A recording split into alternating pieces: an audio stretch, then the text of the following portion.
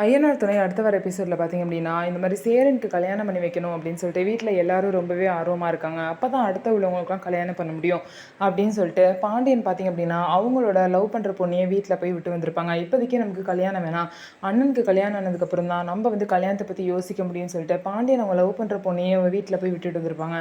இதனால சேரனுக்கு வந்து பார்த்தீங்கன்னா ஒரு வரன் வந்து வந்திருக்கும். ஸோ அதனால இவங்க ஜாதகம் பார்க்கணும் அப்படின்னு சொல்லிட்டு ஜாதகத்தை கேட்குறாங்க. ஆனால் பார்த்தீங்க அப்படின்னா ஜாதகம் யாருக்குமே இல்லை வீட்டில் அப்படின்னு சொல்லிட்டு எல்லாருமே சொல்கிறாங்க. அதனால சேரனோட அப்பாவை கூப்பிட்டு பார்த்தீங்க அப்படின்னா, ஜாதகம் வச்சுருக்கீங்களா, எங்களுக்கு ஜாதகம் வேணும் அப்படின்னு சொல்லிட்டு கல்யாணத்துக்காக தான் ஜாதகம் பார்க்க போகிறோன்னு சொல்லாமல், இந்த மாதிரி எங்கள் தலையெழுத்து எப்படி இருக்குன்னு நாங்கள் தெரிஞ்சுக்கணும், அதுக்காக ஜாதகம் வேணும், ஜாதகத்தை எங்கே வச்சுருக்கீங்கன்னு சொல்லுங்கன்னு சொல்லிட்டு சேரனோட அப்பாட்ட எல்லாருமே கேட்குறாங்க. ஆனால் அவர் பார்த்தீங்க அப்படின்னா எங்கன்னு தெரியல அப்படின்னு சொல்லிட்டு பதில் சொல்கிறாரு. ஸோ ஜாதகம் இருந்தால் கண்டிப்பாக வந்து சேரனுக்கு கல்யாணம் பார்க்க பொண்ணை வந்து தேடுவாங்க. ஆனால் சேரன் கூட வேலை பார்க்குற ஒரு பொண்ணு பார்த்தீங்க அப்படின்னா சேரன் கூட க்ளோஸாக பழகுறாங்க. ஆனால் சேரன் வந்து அவங்கள என்னமோ தங்கச்சியாக தான் பார்க்குறாங்க.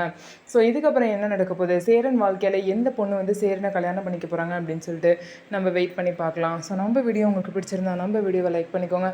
மறக்காமல் நம்மளோட சேனலை சப்ஸ்கிரைப் பண்ணிவிட்டு பாருங்கள்.